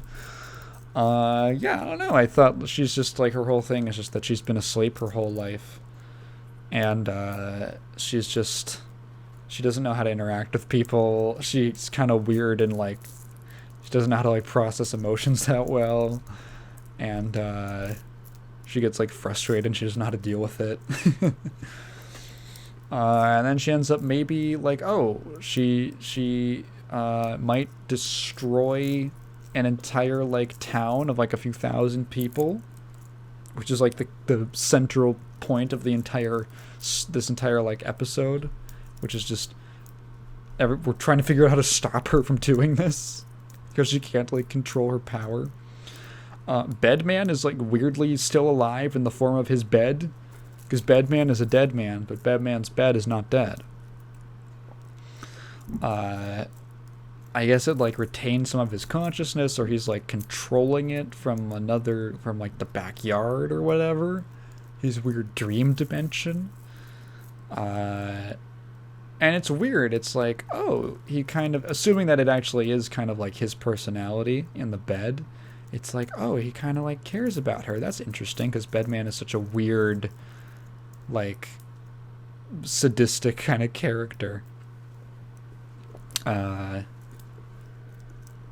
What else? Ram's there. She looks good. Faust is there, and I guess like they kind of like, I was like, okay, they'll probably, because like from the previews I'm like, it doesn't look like Faust, because obviously he gets such a huge crazy redesign in this game, where it's like, he goes from whimsical Doctor Man to like nightmare creature, and I was like, in the screenshots they're showing, I was thinking like, it doesn't look like he's in that state. It looks like he might still be like normal, so to speak. It's like, maybe this is how we're gonna get the explanation of what happened to Faust. Because there's just no explanation at all of what happened to him. And, I'm like, he's totally normal for almost all of this. And then you find out at the end, like, I think it was just like, he overexerted himself and got weird and like broke his brain for a bit, pulling off this huge magical feat. He makes like a door the size of a skyscraper. Oh, that was cute. How long is Baiken's chain thingy? Because there's a scene where like she like attaches it to something, and then in order to like fasten it, she like jumps and like swings around the maze ship, and she does like 4 rotations around it. The maze ship is like huge. It's like a freight liner essentially in the sky, and she does like 4 wraps around it. I'm like, how much chain is like in there? Like, what? Shouldn't her command grab be much longer? Yeah. Overall, I enjoyed it. Oh yeah, the on the topic of the budget. Uh, yeah, there's portions. So like, what I find impressive is that the entire thing, like this and the story mode, were done like in house. Everything was done in engine, like with the existing character models, and with the existing technology. It was all done, but it was all done like in house by their own animators. Like the original, like the story mode was done by like 5 people, which is like it's like ridiculous. And like I have to commend them for how decent a lot of it looks, but there's just like you can tell. It's funny because you look at Strive, like the gameplay, and you're like, man, these animations, like this is top of the genre. This is top of the class. These animations are gorgeous. And then you see like in the story mode, and Jacko like has to get onto a motorcycle, and you're like, oh, it looks like she's being like clicked and dragged onto it, and it's super awkward. Or like characters have walk cycles where in the shot you can see the ground below them, and you're like, oh, something looks off with it. Like the rate that they're walking at does not match up with how fast they're moving, so it just looks like their walk cycle is totally like it's just not syncing up with their speed. It's really weird. They look like they're just floating across the ground while like sliding their feet. It's really odd. A lot of parts of it look just fine. Honestly, some parts of it were really good, like especially the fight scenes, but some of just the regular shots or the less exciting shots. Also the camera movement, speaking of, like portions of the camera movement was like, oh, this feels weird and kind of like janky and like it's just shifting around and stuff. Yeah,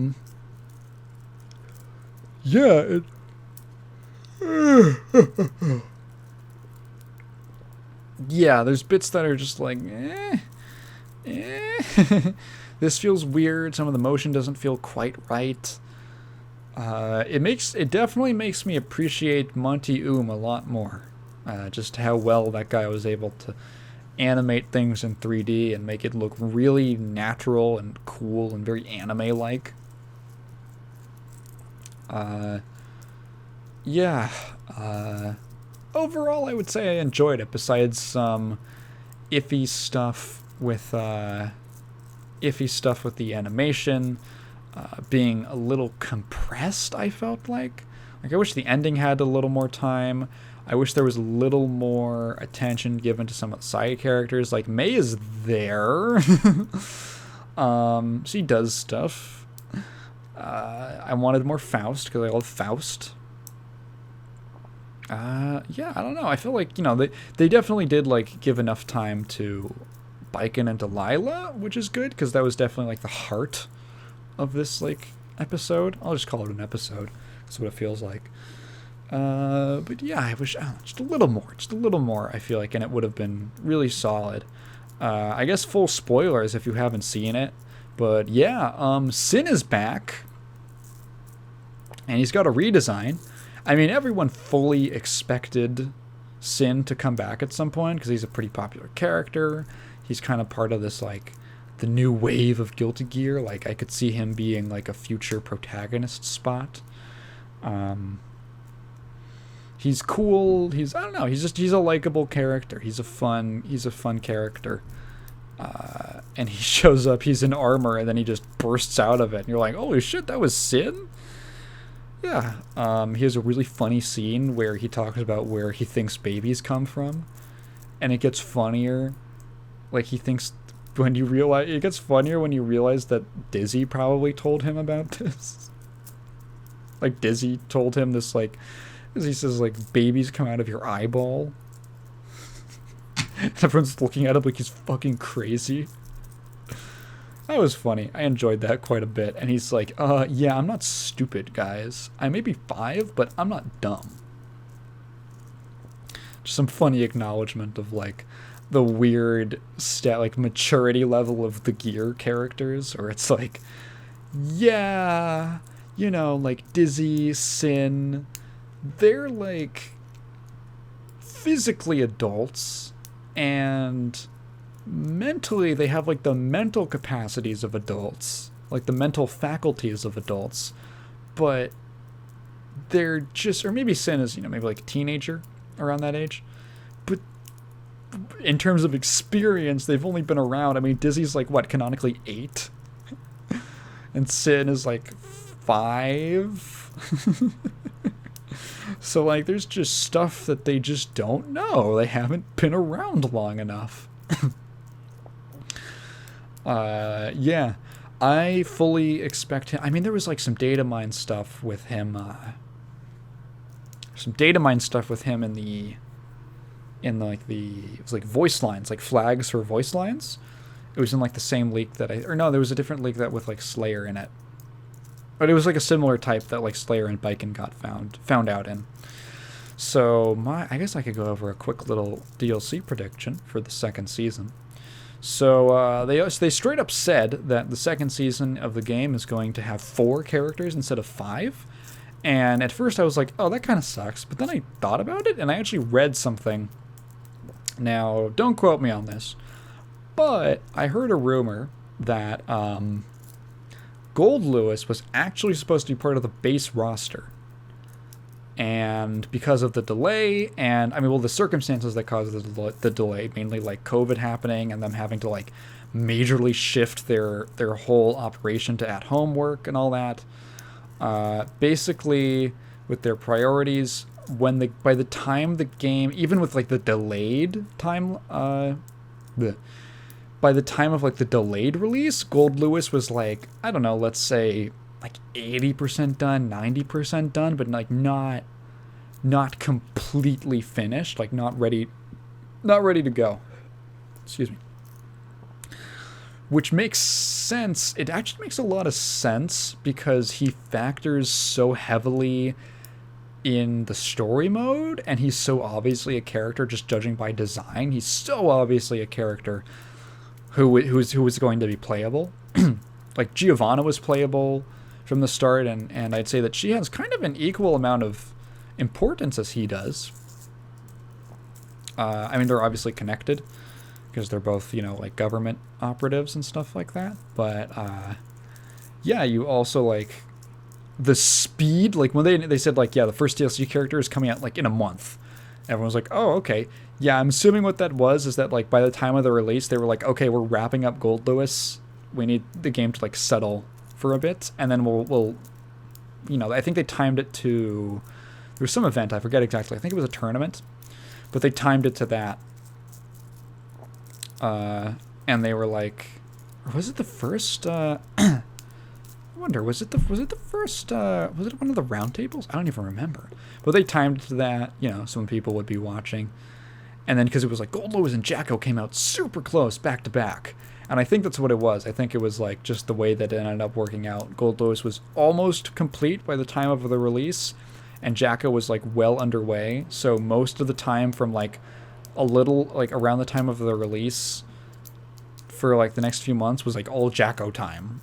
So they had like Gold Lewis ready in the chamber, ready to go. And then Jacko, and then, you know, Happy Chaos. You know, I'm sure it did like very funny stuff to their development pipeline. So when you actually look at it like that, because previously the perspective I was looking at it through was like, okay, well, they kind of balanced the roster, or the DLC roster with like, well, we've got 2 new characters and 3 returning characters. They're technically returning, right? It's like, obviously, Jacko, Testament, and Biken are like largely reworked, but the character has been playable before, which is what counts. So like new characters and returning characters, it was like a 2 to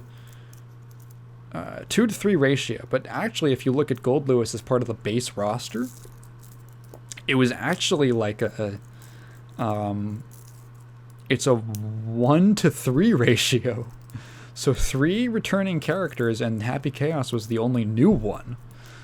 So when you look at it like that, I think it actually makes a lot of sense. I always assumed that they were going to go with more returning characters per season than new ones, because the roster has like so much catching up to do. I think it's a real testament to like the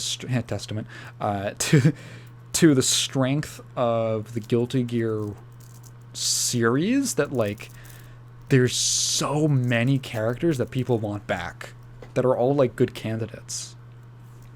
Like there's obvious ones, right? Like people want Slayer back, you know, people, quote unquote. I don't know who would want Slayer back, but like people want Slayer back, Johnny, Venom. Like I feel like those are the big ones, like the big fan favorite. Oh, Dizzy. I always forget about Dizzy. Dizzy, like those are like the really big ones that I feel like the most people want. But then also you look at it and you're like, oh shit, there's like Jam. Jam could come back. Who else was an excerpt? Well, Sin, obviously. Maybe Elfelt. I always liked Elfelt as like a concept. It's just like, yeah, her gameplay is obnoxious. Fuck, like even Answer could come back from Exart. I thought Answer was cool. It's like a weird take on like, reminds me of like Bong or Bang. I think it's Bang from PlayStation. Reminds me of Bang.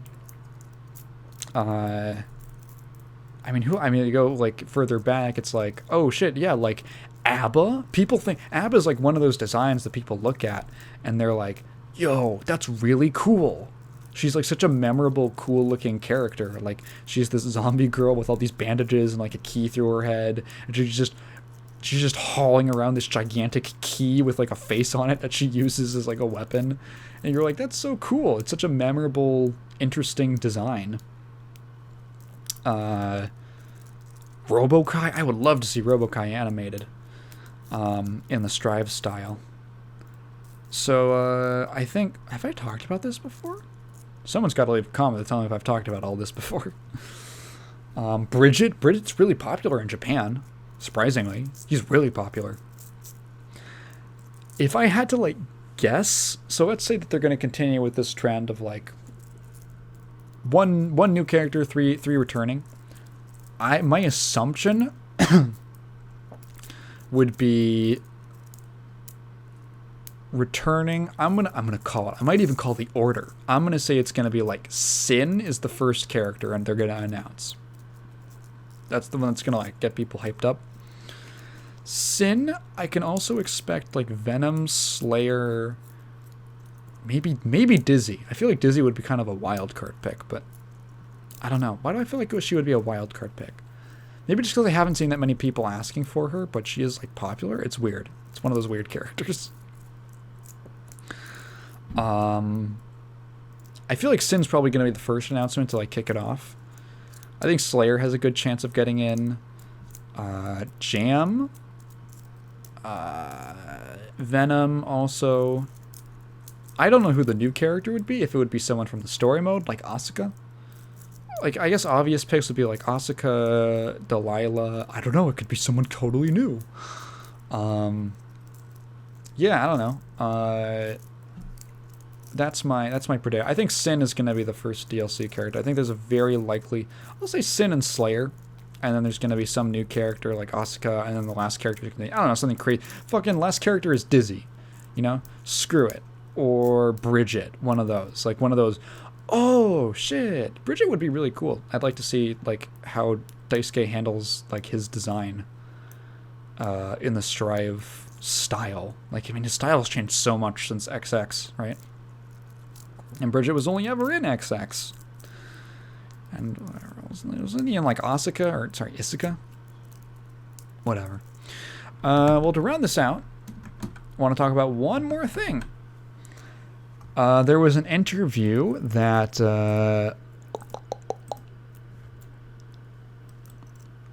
Bloomberg did with Reggie Fils-Aimé.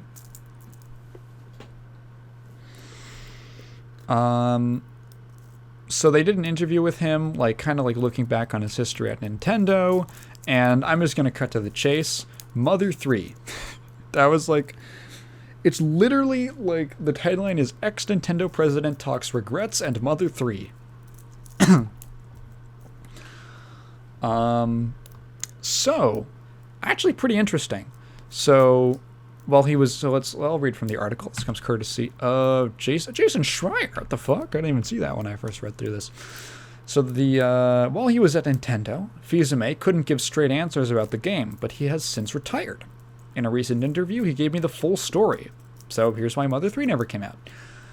When Mother 3 came out for the Game Boy Advance handheld in 2006, Nintendo had already transitioned to its next portable platform, the DS.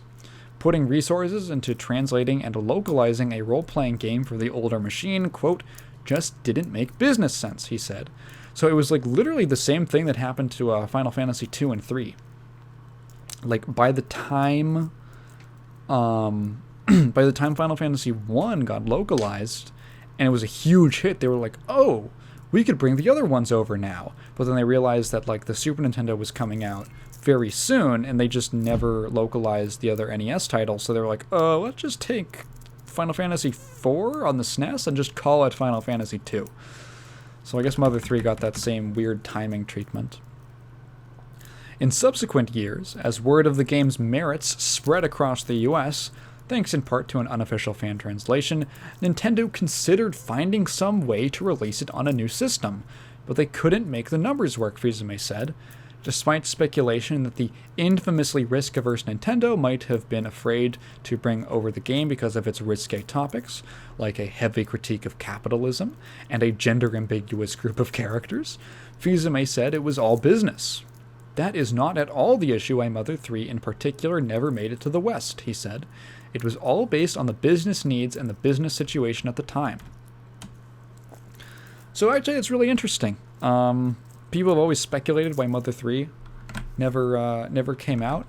And honestly, like, the business thing seems the most logical to me. Like, what? Like, they just didn't see the point in, like, spending the money, because Mother 3 is a text-heavy game, right? Like, there's a lot of text, and it's a very, like, funny game. Like, it's very comedic. There's a lot of goofy stuff in it. And just, like, a straight, direct translation probably isn't going to work. There's a lot of, like, wordplay and just silly stuff in it that, like, you need to find a way to communicate that in languages other than Japanese. And that honestly takes, like, a skilled translator to do. Like, you need to put a lot of resources into doing that amount of text in that style, like with that requirement. And I think they were just like, okay, well, what is our possible return on investment for it? And I think they just didn't see the numbers work out. Maybe they would have been wrong. I would love for it to get an official translation. I think that would be great.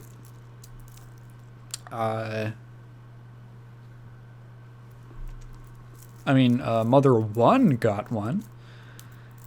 It's just like, whatever. If you want to play Mother 3, go play the unofficial fan translation. It's a great game. I never finished it, but I'm sure it stays good the whole way through. What's this thing? There's this other really interesting thing about his relationship with Iwata, because he has, so Reggie actually has a new book out. It's called Disrupting the Game. From the Bronx to the top of Nintendo. So, one of the more poignant threads throughout the book is his relationship with his boss, former Nintendo president Satoru Iwata. So when the two first met for a 30-minute video interview, he writes, they wound up chatting for much longer. So they really hit it off, and they had apparently a very close relationship with each other, and kept in pretty constant contact for the rest of, Iwata's life, basically, while he was at the company. Apparently, this is really interesting to me. Iwata was initially resistant to everyone remembers, okay, you remember the Wii commercial, right? You remember, we would like to play. Dude, I love that commercial. That commercial does not get brought up enough when people talk about iconic gaming commercials, because like I remember at least for me, for like my generation, the Wii was like the first console that I remember coming out, right? It was like the earliest possible that I could reasonably remember a console coming out with like a big marketing push. Because like the 360 and the PS3 were like 2006, and I was 4. The Wii was 2007. I was 5, and it seems like, you know, it's only a year's difference, but like the difference between years at that age is actually pretty important. Like I have very, very strong memories of the Wii coming out and being new. And like I would go over to my friend's house and he had a Wii, and I was like, holy shit, this is this thing. This is this box. I don't really understand what technology is. I just know that there's boxes and screens, and I waggle this thing and I fucking hit the tennis ball? Yo! How these video games are so cool. And like at the center of that is the fucking commercial like series of those 2 Japanese businessmen driving across America, going to houses and knocking on the door and going, "We would like to play." Like that's iconic in my mind. That's like burned into my memory. And then the 2 eyes in the logo would like bow. That was great. Apparently, Iwata did not like that commercial at first. He was initially resistant, Fizeme writes. But he apparently Reggie convinced Iwata to run with the commercial, and then yeah, it was a huge success. Thank you, Reggie. Thank you for making a part of my childhood.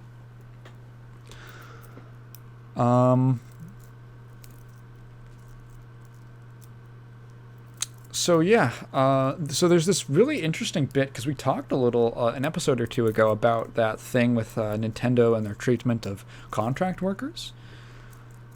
So when asked, Fizeme said the claims didn't square with the company he knew when he was there.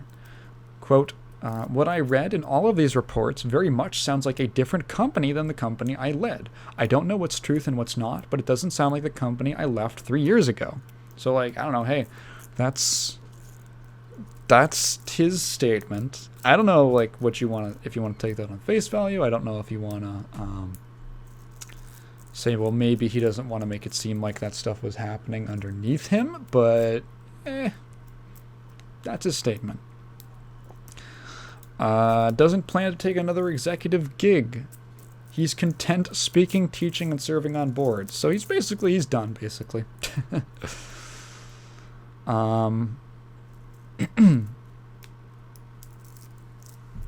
Yeah, so that's your update on Reggie. So that's when Mother 3 came out. That's where that commercial comes from. Yeah, there's nothing else I really want to talk about in the news, unless I'm totally forgetting something.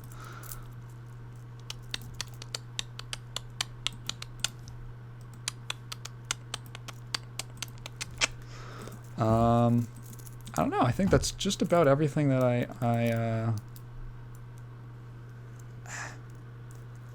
everything I have to say. Yeah. All right. Well, I'll be back next week. Dude, we're closing in on like a year of doing this podcast. I haven't missed a single week. And honestly, it's been crazy. I think I'm gonna do. I'll think of something special to do for the 1 year anniversary. Well, thank you so much for sticking with this all the way through. If you've been listening to this far, thank you so much. If you have a question, leave it in the comments below, and I'll definitely get to it next time. But it should be phrased in the form of a question, because I don't just want to read your thoughts out loud.